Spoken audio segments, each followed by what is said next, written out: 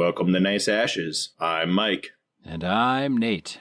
What are we smoking today, Nate? We are smoking a factory smokes, so we're continuing on with the factory smokes, and this is a sun-grown Robusto size. And again, these are by Drew Estate. Yes. And we have one more? Yep, it's a sweet something or other, right? I sent you the picture. We had a bit of a mix-up when Mike was distributing the Season 3 sticks and gave me 2 when he should have only given me 1. So don't worry, we will remedy that. Yes, we have a sweet Maduro Robusto, I think. Not that that's spoken word or anything like that, but I made a mistake when I distributed cigars. So for those who do know, yeah, it's A-okay. For those who don't know, typically the way that it works is I buy cigars and I choose the order, and Nate does the production. So blame me for not having them all in a row. I think we can forgive you, Mike. Curse me. Yes.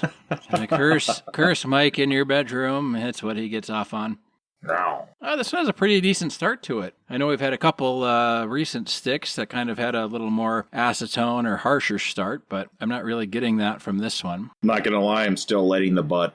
Yep. While Mike is lighting the butt, or touching the butt, or boat, or however you pronounce it in your household, I thought we should mention, Mike, the screaming deal we got from Cigars International. Not a sponsor. Not a sponsor. How many sticks do we get? It was, with shipping included, I think it came to about $15. 8 sticks. 8 sticks with shipping for $15. That was pretty nuts. Which is crazy. I wanted my Sarah to order it to see if we could get 2 shipments to the household. Oh, yeah. She did not order them yet. Okay. That's why when you sent me that, I figured I better order it, because if there are any we wanted to do on the show, I saw it was limit 1 per customer, so. 1 per customer, not 1 per household. So I wanted Sarah to order it to see if it would be, possible. For sure. But we've been busy this weekend, let's put it that way. So yes. She has not ordered it. Your Sarah didn't order it either, I gather. No.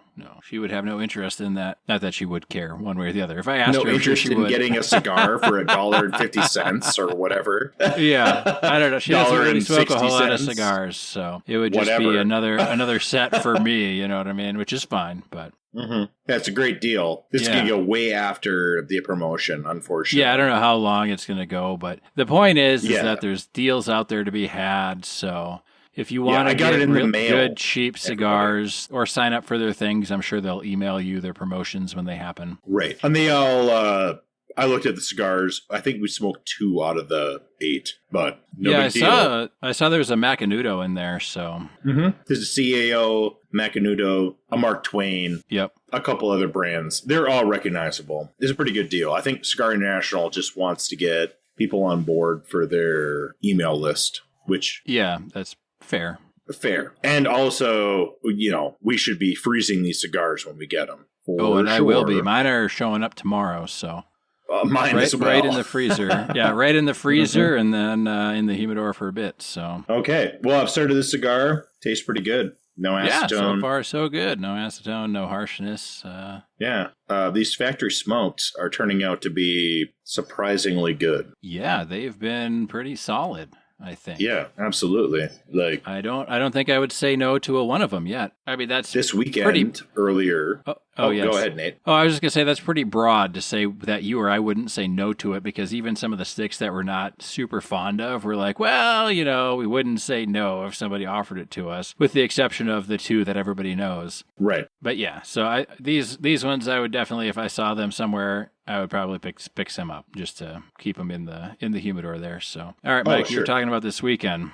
I was going to say, earlier this weekend, Al, friend of the show, he came over and I smoked a Cohiba with the silver label that if we haven't covered it on the show, we will. Can't remember. All right. I'll be totally honest, guys. And I don't think we have. I don't think we have either, but this cigar so far is better than that cigar. And that was a Cohiba.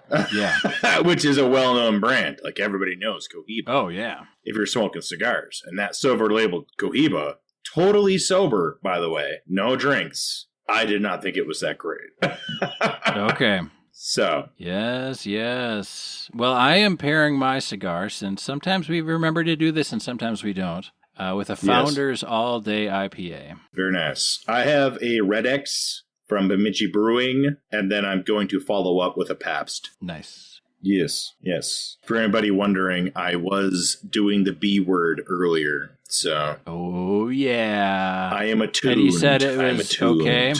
Yeah, he's in his lane groove. That I am on my lane groove. The appropriate amount of oiled. Not too oily and not too dry. Yeah, I split, which was less than I wanted, but realistically, my percentages are pretty top-notch. Splitting is not what I want. I want to win 2 out of 3. But realistically, I went against some guys that were really good. And splitting is respectable, you know? Yes. So I can't complain. I wish I would have won 2 out of 3, but whatever. My win percentage is going to be a little bit lower. However, I did fine. I did very fine, actually, considering. Good. We always are happy when Mike is happy with his bowling performance. Oh, you said it first. I did. I guess that means I have to take a shot. There we go. Yes. So, Mike, for our topic this evening, I'm really not looking forward to it at all. Oh, really? I know you're going to like it. You're going to like it. You're going to eat this up. I just have to go out here and say that I thought this was going to be a good idea for an episode, and I still think it's a good idea for an episode, but I think it's a good idea for an episode that I don't have to partake in, because I don't want to hear any more of this stuff. After I did all the research, I texted Mike, and I said, I guess that's enough internet for me for one day, and your response, Mike, was never. So I think you'll like it, Mike. I don't know about our listeners. I know we'll get into it late as we go through this, but I've been kind of like, I don't know. I've had it's not really like a shroud, but I just kind of feel icky for having done all this research. Sure. And not in a smutty kind of way. I mean, this is just straight up stuff that I don't like. And I'm not a big fan of, but here we are. So, Mike, can you guess what the topic is? I know you had a guess that might end up being an episode or maybe a special secret hidden episode for any Patreon followers, but we'll see. Do you have any other guesses? Well, other than the secret episode guess, no. Okay. I will say the code word, Rachel Dolezal. Which means nothing to me, and I'm not going to look it up, because if we do that as an episode, then I want it to be a Mike Knows, and a Nate is shocked, astounded, and surprised. There will be a Mike Knows, certainly. Yes. Whether you hear it or not, depends. Well, somebody will hear it. We've been toying with being a little spicier, but we'll see how that ends up going. So no, I thought it'd be cool to do like crazy fans. Okay. And that kind of turned into crazy fandoms. And then that kind of turned into the most insane / toxic fandoms that are out there. Okay. The problem with fandoms and things like that is most of them, like, hey, Mike and I like Star Wars. We're not out there camping out to get tickets. We're not out there doing other crazy things. I don't own any Star Wars dress-up things. Not saying that you're crazy if you do. Just saying that, there's varying levels of fandom. And so I wanted to look at the craziest of the crazies within certain fandoms. That sounds like a disaster, but... Well, buckle up, because here we fucking go. Before we can talk... But that's why I feel icky, because I'm reading about all these terrible things these fandoms have done. And then I had to... So I started looking up these fandoms. And I'm like, okay, what are some of the wildest fandoms? And all these things started popping up. And then I started reading about these fandoms. And I'm like, what in the fuck are they talking about right now? So I had to do additional research to understand what the words they were saying describing these fandoms even fucking meant. So we're going to go through the terminology first, so that we can understand just what the fuck is going on. And then we'll kind of go through some of these fandoms. And some of them I'm sure you've heard of, and some of them maybe you haven't. Maybe you're part of these fandoms. I don't know. I'm not saying that all of these fandoms are all 100% toxic. Just that there are things online about these fandoms that have some people that are maybe bad actors within those fandoms. So sounds depressing. Well, I'm hoping that you laugh a lot, Mike. I'm hoping you laugh a lot. Okay, so the first term is RFP, and it is short. That's an acronym for real person fiction or real people fiction. So it's fan fiction written about actual people rather than fictional characters. So I guess there's a website out there called Wattpad, Wattpad, and that term kind of originated with some X-Files fan fiction in 1996. So it's been around for a while, but we want to kind of distinguish real person fan fiction versus the fictional character fan fiction. So, and Mike, you probably know what fan fiction is when you write stories about characters in copyright protected media. Back in the day, I used to read Harry Potter fan fiction when everything was hot off the press. So yes, I do know about fan fiction. I've never heard about RFP though. Yeah. Many of our listeners probably know about fan fiction, but I'm sure, yeah. And so the 50 Shades of Grey started out as a Twilight fan fiction, and then I guess it was so good, hint, it's not, that they changed it from vampires to just a rich billionaire guy. But it was supposed to be a Twilight fan fiction is how it allegedly started, so. I will tell you all, listeners, that the 50 Shades of Grey franchise stretches beyond just the books. There's like a whole industry around it. So Nate might try to discount it. However, 50 Shades of Grey is like a brand now. It was very successful. Well, bully for her, whatever her name was. I don't want to get you off the rails, Nate, but no, 50 Shades of Grey, there's a whole brand recognition with that.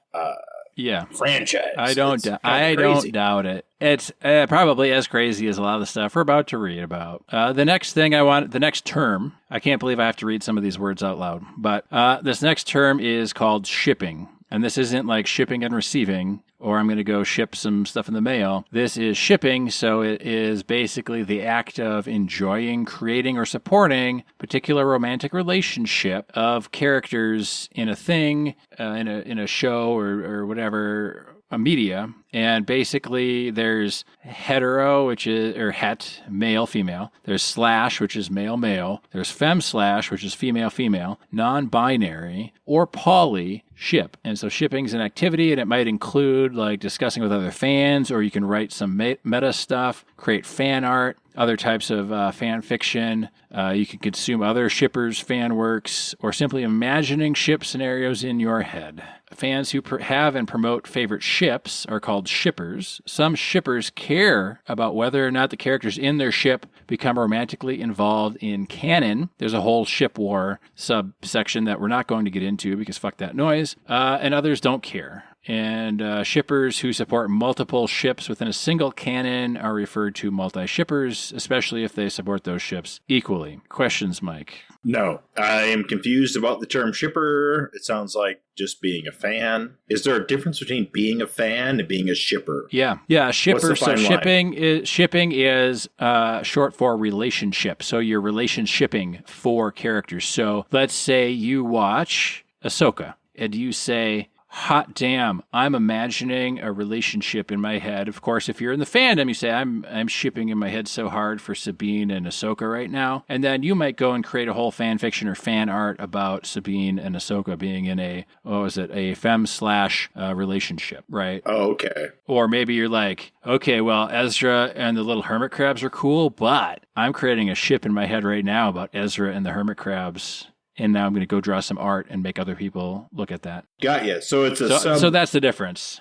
They're creating a fan fiction based on relationships that don't exist in the original story. Yes, and the important thing is that some of these people, or these shippers, really get passionate and bent out of shape about their specific ship that they support or have created being canon. And we'll get into ways that they kind of make this known to the content creators. It's like Snape and Hermione back in the day. Yeah, or Snape and Harry, or whoever the fuck, right? Sure, absolutely. Harry and Dumbledore. Yes.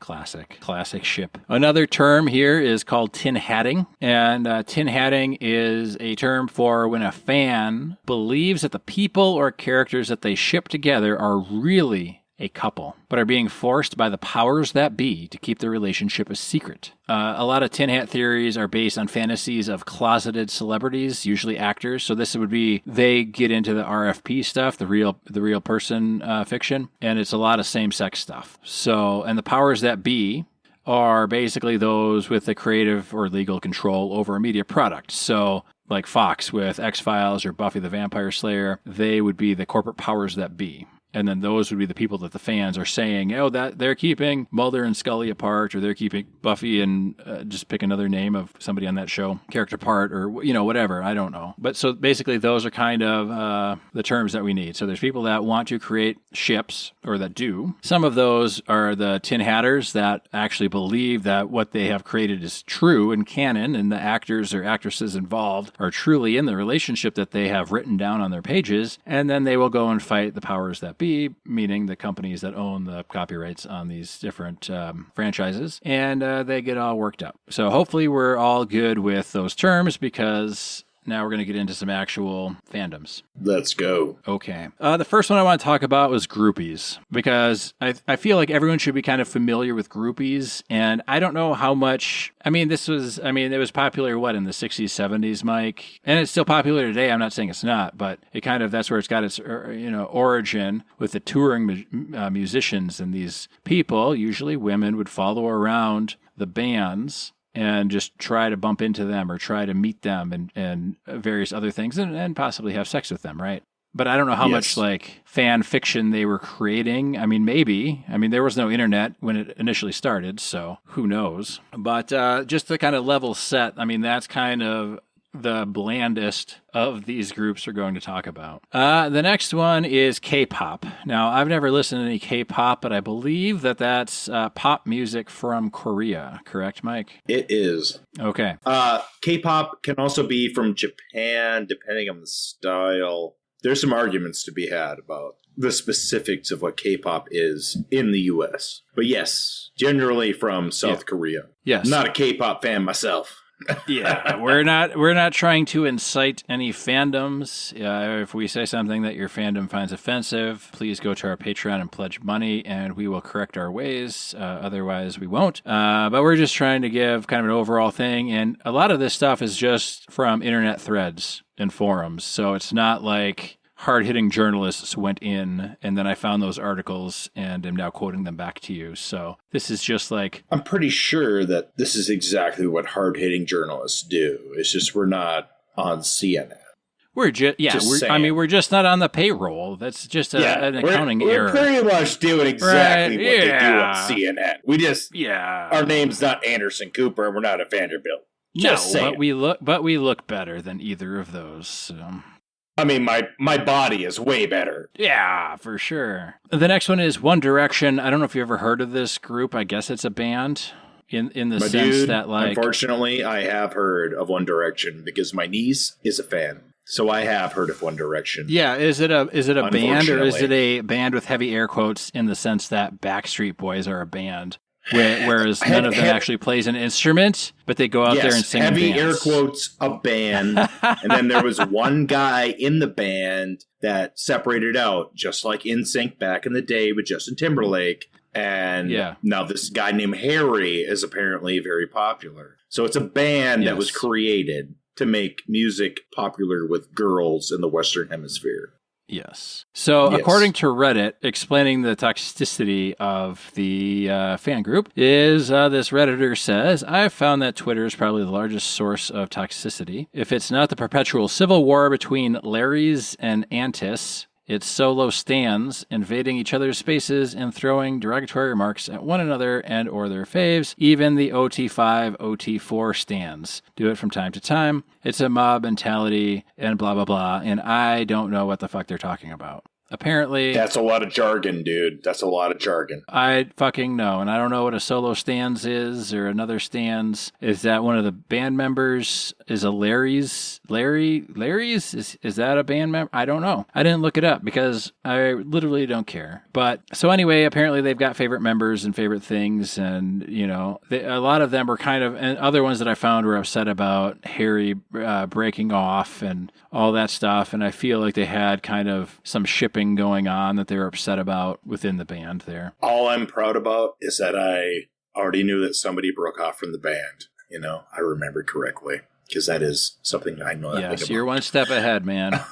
I also wrote down Justin Bieber and Taylor Swift for fandoms, but I don't have any data because at this point, I just didn't want to do any more research. I didn't do the research in the order that I'm reading it off to you, but I just kind of wanted to go from like things that were accessible. Everyone's heard of One Direction or Justin Bieber or Taylor Swift. But I didn't want to start off with like some of this weird shit we're going to get into. So I just didn't do anything. But I know like Justin Bieber fans were, I don't know if he's still dating Selena Gomez or what. I don't care. But I know there's a fair amount of hate and racist remarks that the fandom hurled at her and him and stuff for that whole thing. But again, I don't care. Do you know who Bieber's dating right now, Mike? I don't know who Selena Gomez is. And I also don't know who Justin Bieber is dating. I know who he is. It doesn't. I know that he had a very popular song as a child from Canada back in the day.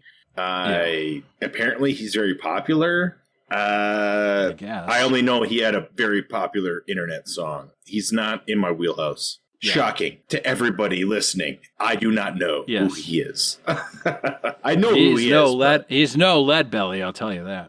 He's no Lead Belly, he's no Primus, and he's no Tool. I'll tell you that. Yeah. Are you about halfway with your cigar? Okay, me too. I am. So far, I like it. I feel like it's been really consistent. It's consistent. It's decent. Not spectacular, but not spectacular, but $3 price point.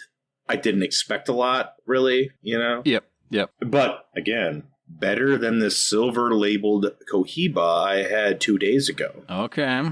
Okay. The next fandom we're going to talk about is Five Nights at Freddy's, which is a video game, and they recently made a movie. Are you familiar with Five Nights at Freddy's? I am not. Me either, really, other than I believe it's like a horror survival type game, and Freddy's is like a Chuck E. Cheese, so you're fighting these animatronic possessed things. I don't know that it matters.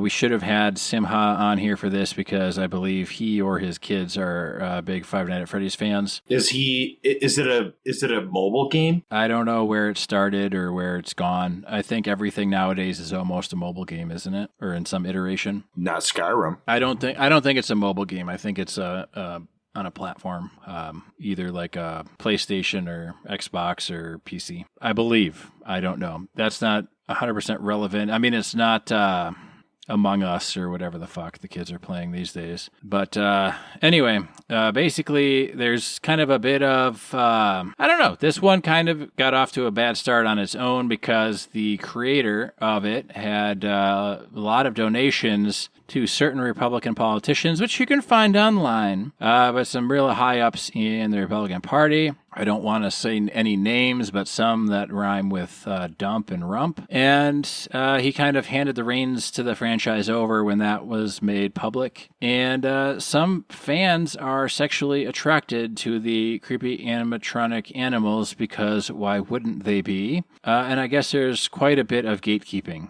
within the fandom. So they all have kind of their favorite animatronic killer animal things, and it just gets weird from there. So I didn't really want to get too deep into that. The next one is Pokemon. Hold on a second here, dude. Okay. What do you mean they're attracted to the animals? Dude, they are animatronic animal things, like an animatronic bear, an animatronic rabbit, and stuff like that, and people want to fuck them. But they're creepy things. Like, why would you want to fuck it? And they're metal, like animatronic. You know what I mean? Like, it's like saying I want to fuck Freddy Krueger. Yeah, just let it go. Like, what, Nightmare on Elm Street? I'm going to go fuck Freddy Krueger? Like, I don't want to. Let's talk about it. I don't have much information because I didn't want to look up too much of it because I didn't want to go get all Rule 34 and then get a bunch of ads for, like, animatronic fuck toys or something. Okay. Well, then I have to let it go. You're the one with all the knowledge. You know what? I've never heard about this game. I know. You know what? We can talk about it at a later date. We can look it up together or something. Anyway, the whole point is that it gets really weird because, and you know what? I have a whole section in a little bit about furries, so we'll get to that. I don't know if this is full on like furries because they're not actually dressing up as animals. They just want to fuck the animals, so maybe they're Scottish. I don't know. If any listeners are interested, drop us a line and we will live on the internet look it up. Yeah, we could for do you. That. We will. The next one is Pokemon. Everybody should be moderately familiar with Pokemon, a huge international sensation, and that was reinvigorated with Pokemon Go when people were playing Pokemon Go on their phones and getting hit by traffic and stuff because they just had to catch them all. But apparently there's a whole subgroup of Pokemon fans called Gen 1ers, which is spelled GenWunners, which is the dumbest fucking way. But basically, it's a kind of a slang term for Generation 1. So the first generation of Pokemon games, the original like red, green, blue Pokemon games on Game Boy, but these people, they will refuse to acknowledge anything that came after it. But apparently this subgroup is not super active because they're all in their mid to late 30s or early 40s at this point, because they'd be your and my age, Mike. They are. Did you ever try to play Pokemon Go? No. I did. Did you? And I failed. Terribly. I tried. When I was living in Minneapolis, I tried to do it. Okay. And I couldn't figure out how it was supposed to work with all the tapping and the swiping. And I never figured it out. Like an idiot. Well, you know what? I think that's okay. Being involved in tech. Yeah. Being a tech guy, like specifically. Yeah. I felt like a moron. Yeah, you're not a moron, and it's okay to not be addicted to Pokemon Go. All right. Now we're going to get into a couple of YouTubers here. I've heard of one of them, but I haven't heard of both of them. So the first one is PewDiePie. Have you heard of that YouTuber? PewDiePie. Yes, of course I have. Yes. Everybody's heard of PewDiePie. Okay. All right. So his fans are called the Bro Army, but he now refers to his fans as 9-year-olds. So he's kind of, I guess, been disenfranchised with the popularity, and I believe he's stepped away now a bit from some of the stuff he was doing. But he was the most popular YouTuber at one point, and sometimes he would kind of battle with his fandom because they were overly toxic in some cases, and he would have bouts of disabling and then re-enabling comments on his videos and stuff like that. And it even got to the point where there was a YouTube war where another channel came up and was more popular than his channel, and so he was trying to get his fans to make him more popular than the other channel, but it kind of devolved into them being overly racist and mean and threatening and all of that stuff to the other channel. So it got kind of nutso there for a bit. Were you involved in any of those YouTube wars, Mike? No, I didn't know that trenches, PewDiePie had digital fans trenches that had a sub name. No, I was not. That was after my time in the trenches. Okay. Way after my time. We're not going to talk about my time in the trenches. Not this episode. Not this episode. All right, the next one is a YouTuber named Etika. Etika. His real name, Desmond Daniel Mufa, and he was best known for his reaction videos to Nintendo Direct presentations on YouTube. He began his career in 2006, but he really took off in 2012 through his main channel, EWN Network, or EW Network, I don't know. But apparently, he kind of got into a sparring thing with this other internet celebrity, I don't know, named Keemstar. And Keemstar. Okay. Mike knows more about this bit here than I do. But anyway, Keemstar was angry at Etika and potentially even told him to go and jump off of a roof or a bridge or something like that. And 2 months after that, Etika committed suicide and was found dead, having jumped off a bridge. And then after that, Keemstar said that the world lost a great entertainer and tried to backtrack some of his angry talk and deleted all the angry talk videos and stuff like that. So anyway, some of this stuff unfortunately, gets really some of this internet stuff gets into reality, and then people get judged by what's said on the internet like it's real life. And it's not. It's entertainment on purpose. Everybody is an entertainer. It's supposed to be entertainment, yeah. Supposed to be. And then there's people who take it a little bit too literal. Yes. And they go too far, you know. Anybody with a username, which I have, which I will not say on the show, who's involved with the early days of the internet, you have to be careful because things were crazy back then, for sure. Yeah, it was the wild west way too far. of the internet, you know. Well, there weren't any rules or laws or safeguards, really. The only rule was there are no rules. Yes. Right? Like, so yes. I'm sure that if my usernames were ever tied back to me, I'd be in trouble. But yeah, you'd be in a re-education camp. I'd be in a re-education camp. Yeah, for sure. Probably me too. I'd be right there with you. Right. Like breaking rocks or something, digging holes in the desert. Right. Like Nate was more responsible than I was at that point back then. Yeah. But now I'm reformed, people, so don't hurt me. Yes. Never tie my activities and associations of way back when on 4chan. Don't do that to me. Please and thank you. Don't do that to Mike. Okay, the next fandom here is Steven Universe, which is a kids show. I've never seen it, but there was a fan artist who attempted suicide because they drew one of the characters of the show. And let's see. One of the characters, I think the character name was Rose, maybe. I don't know. It doesn't really matter. But she drew this character Skinny, okay? And I guess it's a little larger character. I don't know. I didn't really look. A lot of the fan reactions were, I like the fan art with Rose her normal size and Rose skinny. I don't really care. It doesn't matter. But apparently this fan artist drew the character Skinny and then got all sorts of death threats and terrible, nasty things in their inbox, and attempted suicide and vanished. And then 3 days later, she posted a farewell video and then reemerged 3 days later in a hospital video shoot saying that she, was getting the help she needed. And then what did the fans do? Did they rejoice? No, they said that she staged the hospital video and stuff like that. So it's weird because it's a kid's show. Like, who cares? Dude, it's a kid's show, but most of the watchers were internet lurkers like myself. And so you've watched it. Very negative. The show is negative. Or the fandom? The fandom is very negative. It's a lot of people with a lot of hurt feelings that don't have a lot going on. And they project their own internal rage out. And that's where a lot of that negativity comes from. It has nothing to do with the show itself. I never watched that show, but I know about fucking weird. A lot of issues. We just talked about Keemstar. Holy fuck. Like, most of the problems come from the fans that are happy with their lives. That's why this is...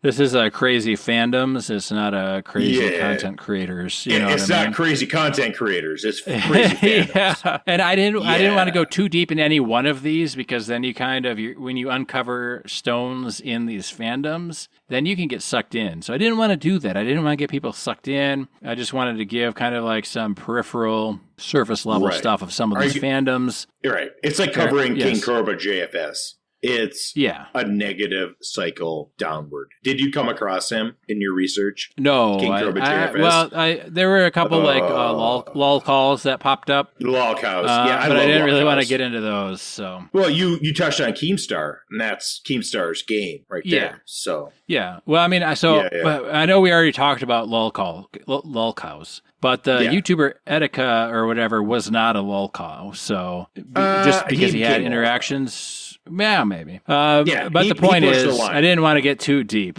into any one of these things. And I didn't want to retread over ground we've already tread on in the show. Right. I know we talked about the lol cows already previously. The next one is Undertale, which I have no idea what it is, other than it's a video game.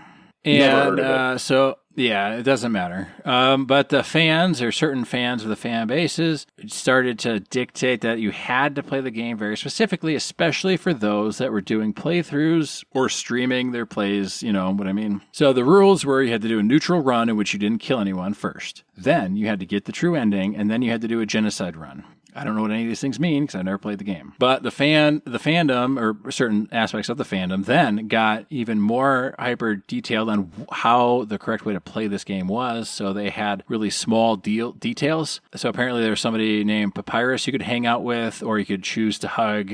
Azrael or something, and you had to do those things in order. So if you wanted to do something because you hated a character in your neutral run, other people would hate you, and then there were a whole bunch of shipping wars. So they had this fandom kind of created their own ship, relationship, fanfic, whatever the fuck. And if you did things that were against what that ship was, then you would have internet bullying, I guess. Which is apparently now the worst kind of bullying, though it didn't exist when I was able to be bullied. So yeah, I mean, it did, but you had to actually seek out people on the internet to interact with. It's not like you could just be putzing around on the internet and somebody would bully you, because social networks weren't really a thing. They were brand new. So you'd have to go to these chat rooms, right? Right. It was MSN and talk with people. And then if they were bullying you, you just blocked them or turned off your computer and you went on with your life. It wasn't a big deal. But now, like, with all the comments and liking and disliking and whatever, like, all that stuff is always there. And you get all notifications about everything. And it's like, okay,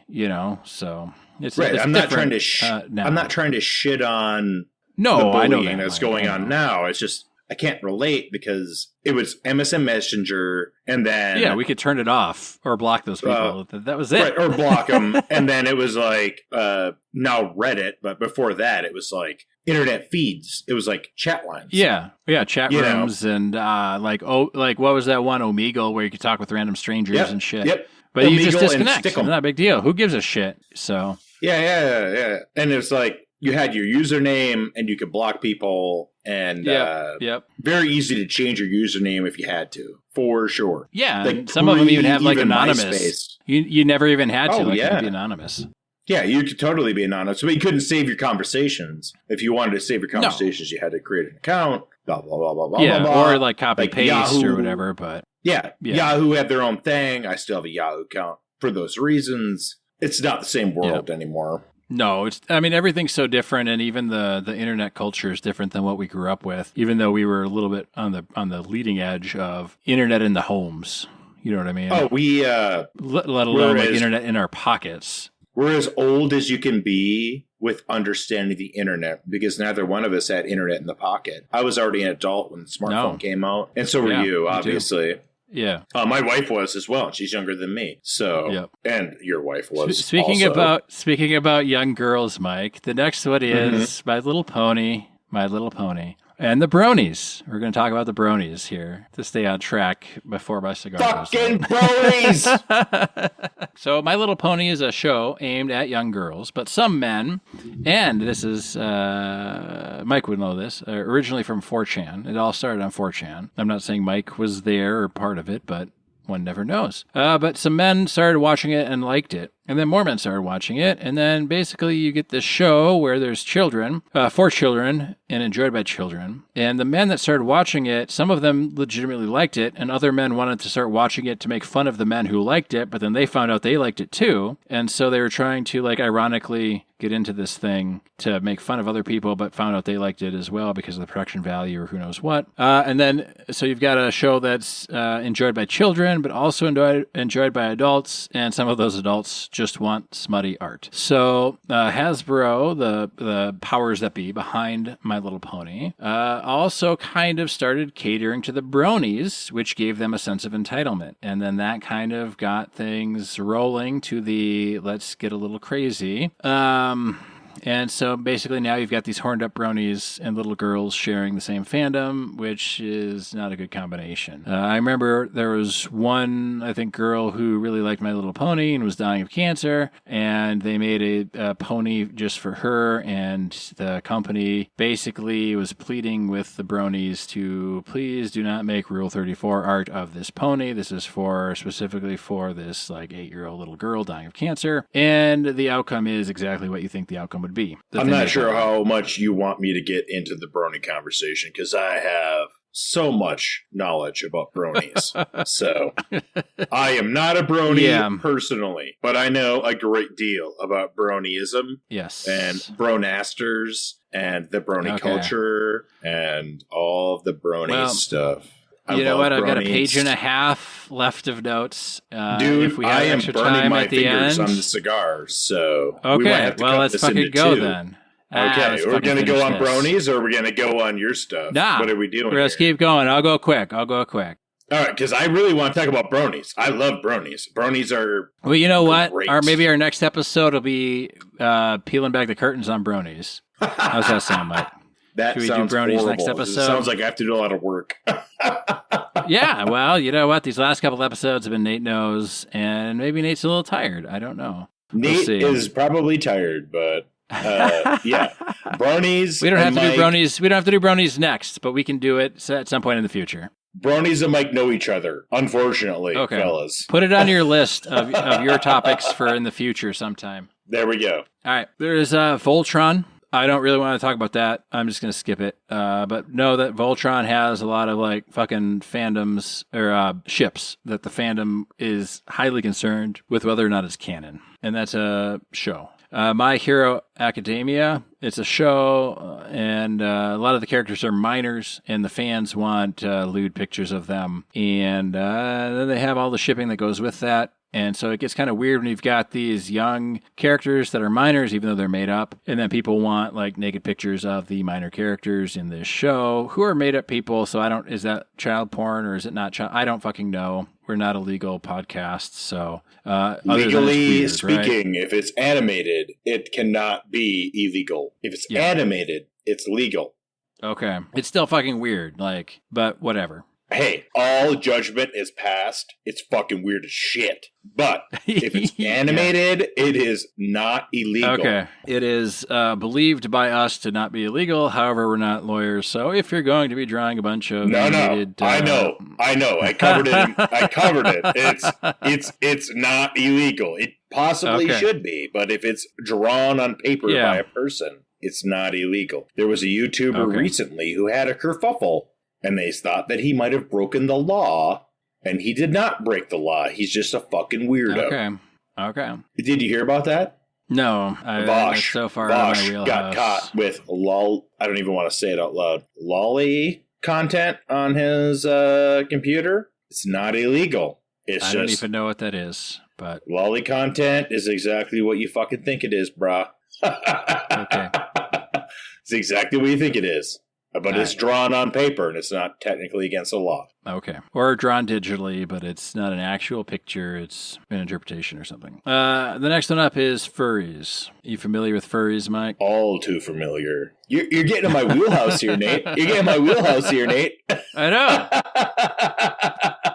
Talked about lollies, now we're talking about fucking furries, you know? This is from a Redditor, and they say that furries will gladly tell you that being a furry isn't a sexual thing, but in reality is a fetish that fucks with your sexuality, masquerading as a family-friendly hobby. The furry fandom revolves around sex in a way that other mainstream fandoms do not. Other mainstream fandoms don't revolve around porn in the same way, and other fandoms don't go around celebrating sex and porn and then say it's not about sex. So Rule 34 is absolutely a thing, but it isn't central to other communities as it is to the furry community. Basically, they're saying that you can't be a furry without somebody assuming you're in it for the porn or the sex, but you could be a fan of anime or video games without people thinking that you like hentai or illustrated porn. And this Redditor goes on to say that furries have a lot of sex and that conventions are basically vectors for sex. And you got a lot of older people taking advantage of younger people who are lonely, horny, and don't have a lot of experience with love or sex. So there's a lot of rape and STDs and sex at conventions. So, and they also have non-consensual touching masked as pounces and glomping and other fucking gross things I don't even want to think about, like collars and dogs and tattoos and fucking. But there's also a whole bunch of Okay, Mike, this is your wheelhouse. Take it away. Don't be negative. Furry is so mainstream. There is a Canadian wrestler named Scott who's a furry wrestler. He gets up in his furry costume and wrestles. He's a homosexual. He has gay sex in his furry costume. He also wrestles. It's, not a problem. The same costume. Sometimes he doesn't even wash the costume. No, it's the same costume, bro. He's a tiger. He's a fucking tiger guy. Okay, Mike. So...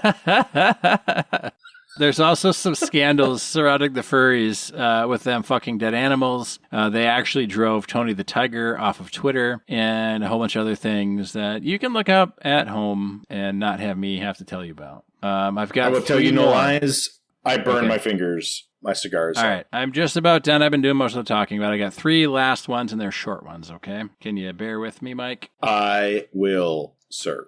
All right. The first one is Supernatural. TV show, 2 brothers, and this one comes down to some shipping. So the fans, there's a subgroup of the fans, wanted one of the characters, Dean, one of the 2 brothers, and this Castile character to be lovers, gay lovers. And the fan fiction is called Destille. And when it didn't happen and didn't become canon, the fans started attacking the actor who played Dean and started calling him homophobic as if he had some say in what happened with the show and whatnot. So just kind of that kind of blew up and drove a lot of people off of the fandom. The next one is Gorillaz, which is the animated or virtual band. And, there's a whole bunch of biographies about all of these virtual fake people, characters of the band, and they're all like what? Kind of like humanoid animals, right? Or something like monkeys or gorillas, or I guess gorillas, right? Because the band's called Gorillaz. Gorillaz is our age. They're an animated band. It's all fake. I legitimately do not know any individual member of that band other than they are the Gorillaz band. I respected their privacy on purpose. Yeah. So one of the band members, this is a fake band member, is called Noodle. And it's a little girl, and when the band started, she was like 8 or 10 or something, right? And when they got big, she was 10 or 13. But this is the fake member. Like, it's literal adults making this music. But the band people they created, because it's a virtual band, right, are younger, and they have their own backstories and all this own stuff. So basically, the internet churned out a whole bunch of 13-year-old porn of this Noodle character. And there's a whole bunch of Noodle shippers, and then there's anti-Noodle shippers, and then the fandom, doing what fandoms do best, started doing rape threats and death threats among the fan base. So depending on what side you came down on. I have to be honest, I'm for that. I'm also for keeping the individual members of the Gorillaz band not in the public, right? So I'm for it's like fucking with the members of Gorillaz, quote unquote, but also the members of Gorillaz want to be private people. So I don't think that was even the thing, because you know who the creators of the band are. Like they're on all the sites, right? Like Gorillaz is the brainchild of this musician and that musician, but they created these like alter egos or characters to make this other band that's different than the other bands they do. So it's not like they're even trying for anonymity. It's just they're doing this fun thing where they kind of create different personas. I'm for keeping them separate, I guess. So yeah, so there's not an actual 13-year-old girl playing in the band. They just said there was. You know what I mean? Yeah, shockingly enough, no, there is not. All right, this next one gets really weird, and it's our last one. And it's kind of the one that spurned me to want to even do this, because I remember my buddy, you remember Luke, we hung out, all 3 of us, once or twice. He was really into Poppy, this musician or YouTube lady. And she started out, she was doing these really fucking weird videos, and they were all like borderline psychotic, you know what I mean? And so people actually started worrying about her mental health and if she was being taken advantage of and what was happening and why she was doing all these videos. And all of these videos are produced by Titanic Sinclair. And he's apparently a crazy person, and apparently Poppy is also a crazy person. But a fan says that this allegedly happened is that this Titanic Sinclair is accused of hitting his past girlfriend in the face. And then there's a video of him smashing wine glasses and being controlling and manipulative. And then Poppy and Titanic Sinclair teamed up to make a copy of the character that this other person, Mars Argo, portrayed. And I guess Poppy stole her coat and made her have a nervous breakdown, and there's lawsuits, and then Poppy and Titanic split, and it was revealed that Poppy was also part of the abuse on Mars Argo, and but Poppy's making her own music now, and has kind of gone a little more mainstream. So I told one of my other friends about this, and he bought like all of her new music and really enjoys her as a musician. But there was a time where everything she was doing was batshit insane crazy, and was leading a lot of people that were fans of hers to wonder about the mental status of her mind, I guess. That leads into a topic we can't get into right now, but what's real, what's not real, what's astroturf. There's definitely economic motive to create controversy. So Not saying. Yeah, and that's a good point, Mike. That's probably. Yeah, but that's probably why these fandoms are out there and have so much leeway and have been able to basically continue as if they're not infringing on copyright and stuff by doing fan fiction and getting really worked up about stuff because they're loyal customers at the end of the day. Right. And controversy, even ginned up controversy, especially ginned up controversy, is good for business. Because yes. And there's no news like bad news. Yeah, I remember way back when Harry Potter was the thing, the hot thing. Harry, Hermione, and Snape love triangle was top notch on fan fiction, and nobody shut them down. They wanted people to gin up these fan fiction stories because people wanted everybody to, first of all, buy the books. And then second of all, watch the fucking movies. Yes. And then see the movies. Yeah. And then third of all, go to Harry Potter universe and buy the butterbeer or whatever the fuck. Yeah, buy the wand. Because I want a fucking wand myself. Like, I won't lie. Yeah. Like a Bluetooth wand that you can turn your lights on at home with. Yeah, exactly. Like, in alternate universe, Nate, Mike, and Double Sarah are going to go to Harry Potter universe down in Florida, and we're going to go to the wand, so we're going to get the full experience, right? Like, of course we will. Yeah, we're going to buy a $100 wand. Oh, we're going to spend $1,000 a day. We're going to spend $1,000 a day down there. That's true. Yeah, I mean, not including parking and lodging. No. Just like on bullshit that we don't need or want. Yeah, butterbeer. Yeah, just and wands. Would I spend $200 on my special wand? Yeah, my special wand. Sure, I'll spend $200 on my fucking special wand that I'll throw in the garbage. And they've got special people down there. Special people down there that are like, now hold this wand, now hold that wand. Does this wand match your casting style? And right, it makes you feel nice. I'm like, oh, yeah, I want to have a special wand that'll do my Bluetooth stuff for me as well. You know, because it's my only special wand. They have 4 of them, but it's my special thing. Yeah, they do something to make it. Oh, you want your special one of the 4 wands green instead of blue? Well, okay, we can do that. Yeah. It's not only 4 though. There's thousands, your LED light. Your LED light. They have them all on the wall. There's thousands of them. It's my special one. Yes. Yeah. Yes. This wand chose me. Yeah, it chose me exactly. Yeah. I'm gonna buy the fucking. I can't make too much fun of it. Garment. Yeah, the cloak thing. Yo, I was just going to say, I can't make too much. Go ahead, Mike. Oh, I was going to say, like, Sarah and I would buy the clothes. Probably not the wands. But we would certainly buy robes. 100%. We'd spend $500. Yeah. We'd get the stupid...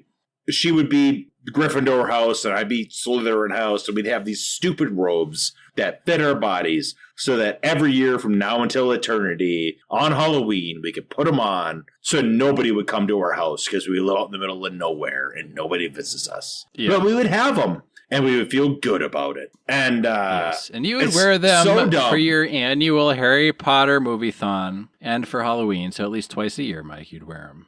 Right, exactly. It's so stupid. It sit in a box that would sit in the corner of my workshop because there's no other room anywhere else. You know what I mean? Like, it's so stupid. But we would, I know I would do it. I know I would do it.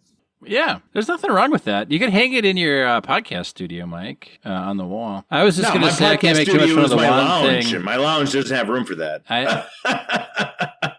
It's called decor. No, I was going to say I can't make too much fun of the wands because my mom and her husband went down there and both bought wands, and they were really jacked up about like, oh yeah, we went to the fountain and we waved the wand and the fountain like did the thing and it was really cool and like so at least. As dumb as it is, right? At least like they made it an integral part of the experience there. So it's like it's part of the experience, right? You can interact with different parts of the park that you couldn't if you didn't have a wand. So I guess kudos to them for thinking that far ahead. You know, the Universal or whoever owns the rights to it, right? Right. And it's all about experiences. Everything in this life is about experience. You're gonna die. Well, you can go to the Star Wars universe, and you can get a lightsaber custom made to you of the 4 or 6 lightsaber styles they have. I'm sure. Custom made to you. I didn't even talk about the Star Wars every other one. Person that comes there. Yeah.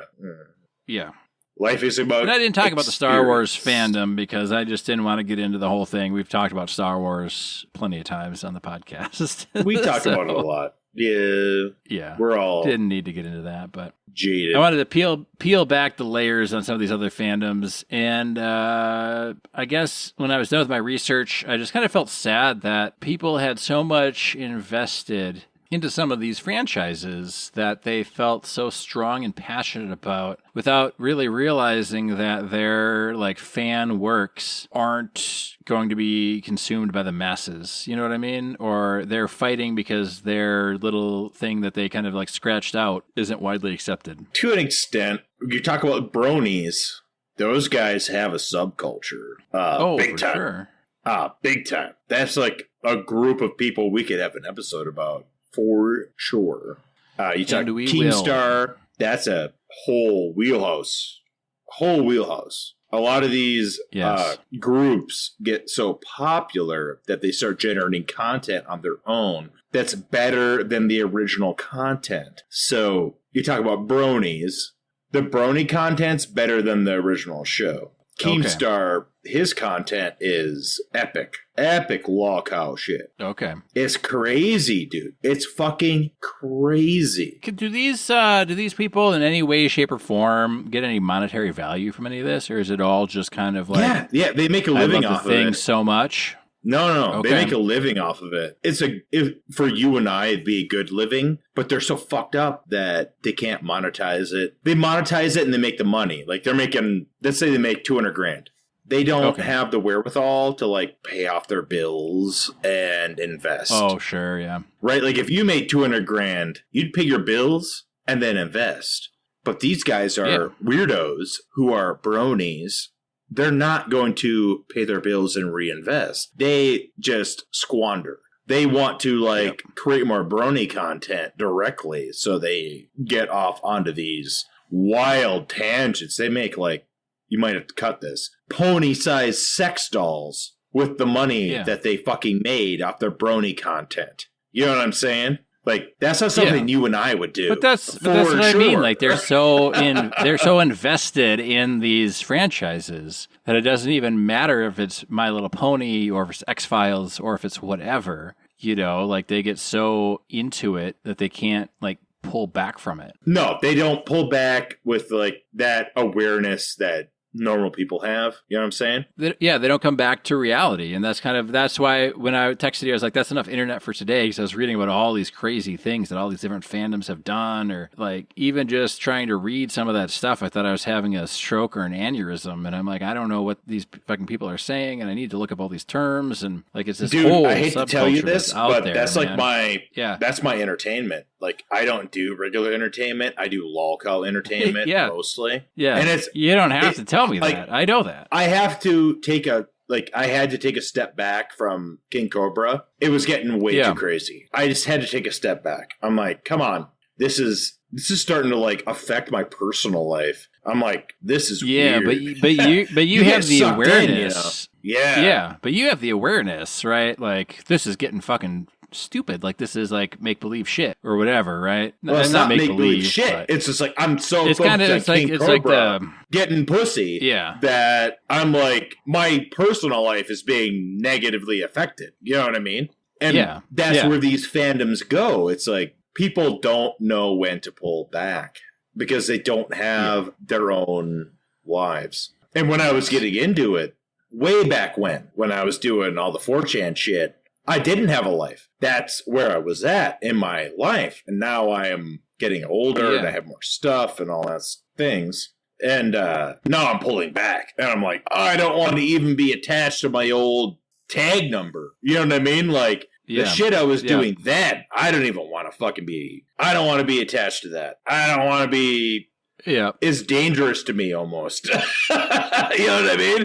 Well, and why would you? You've got a job and a wife and a moderately successful podcast. I mean, what more could you want? I just don't want to be in jail. Well, there's that too. There's that too. So my fingers are burning. What are your? Do you have any final fandom thoughts? I guess I kind of told you my thoughts. Like, it's cool to like things, and it's cool to make fan fiction. I think fan fiction it can be very, very interesting. I'm not really interested in the fan fiction where everybody's fucking everybody else or whatever. Like, I don't care about that. But like that Ahsoka book you let me read, that's basically fan fiction, right? It's basically fan fiction. I am pro fan fiction. I think it's great. I think it helps out all the fandoms. I think it helps out all the people who are interested, especially like the Ahsoka book, where it gets you focused. It gets your needs fulfilled. Yeah, sometimes it gives you more stories with characters you like. Yeah. Yeah. Sometimes it goes too far, obviously. But that's only by people who are like lonely losers. So yeah. You're never going to get away from that. I don't know, man. Like, people have to have an output. So I'm for it. Like, when I was young and not involved with anything in my life, I was dangerous, potentially, to society. And I had an output.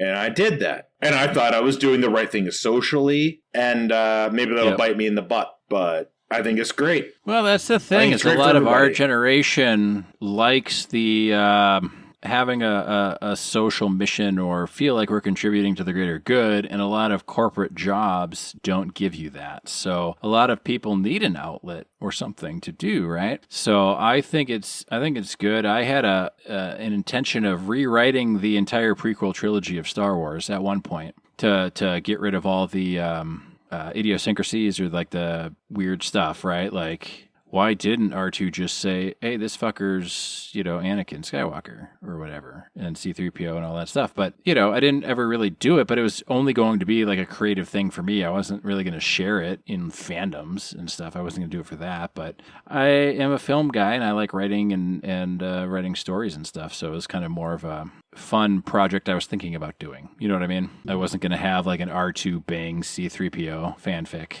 Right. Which I think that's where it gets a little weird. Not saying you can't make like erotic stories and stuff, but shaming other people or bullying other people online is probably a bridge too far. I don't know, man. I'm from the generation where we had fight clubs and shit, so it's a lot better than that. Yes. I am Jack's ruptured spleen. What do you think about the cigar? It was good. No better than good. Yeah. But also... Yep. Better than a Cohiba with a silver label, so not bad at all. Yes, really. I don't think this one is my favorite factory smokes, but it's not a bad one. It's definitely a doable. I don't know. I guess our term on the show colloquially is like a lawn mowing cigar or something, like a cigar where you're going to smoke it. You don't really care if you finish it, but it's consistent all the way through. It's not spectacular, but it's a decent smoke. So. I liked it. I liked it well enough. I would not buy it again. Yeah, I think. Which one was your favorite factory smoke so far, Mike? Hard to say, my friend. I think it was have to look back on the notes, to be honest with you. This is the most disappointing of them all. This is the worst of all, which I was really unhappy about. I thought this was going to be good. Well, you were excited about this one. Yeah, I think you know what? I think so. We did the Shade Toro, and then we did the Maduro, the Factory Smokes Maduro, and I think the Maduro was really good. I think the Shade Toro was correctly. Fine. I agree. Yep. And then this one's probably the weakest of the three, so that we've done so far. We still got the Sweet or something, so we'll see how that one goes. But yeah, it seems like Maduros are easier to get good for a cheaper cigar. It's kind of like the dark coffee of the cigar world, because if you buy. Note to the listeners, if you're buying coffee and you don't know the manufacturer, getting a dark roast is a safe bet. Because if you get a medium or a light roast, you're betting on the roaster. Because a light roast is easy to fuck up, very easy to not taste good and to taste bad when you brew it. But a dark roast is real easy because you cook it for longer. You get all that impurity from the bean. You don't have to blend it. You don't have to taste it as much. Yeah, you don't have to be as exacting, and it's the same with beer. I think because I read somewhere that making a light beer, even though most people don't, or I don't know about most people don't like light beer, but people like the shit on light beer. But apparently, it's very difficult to make a light beer. more difficult than making a regular beer. So that kind of tracks with, coffee and our experience with cigars. The lighter the cigar, you have to be a lot more precise. It does track because a lot of dark beers taste the same. And they taste good. Yeah. They really do taste good. But truly having a light beer that is something you want to tell somebody else about, rare. Yeah. Very rare. Very rare. So, yes. Anyway, I think that's it for our episode. So be sure to visit our website, check out our Patreon, check out our Facebook. If you have the time, leave us a review wherever you're listening to us. That will greatly help us. And otherwise, thank you for listening, and we'll catch you next time. Be safe, have fun.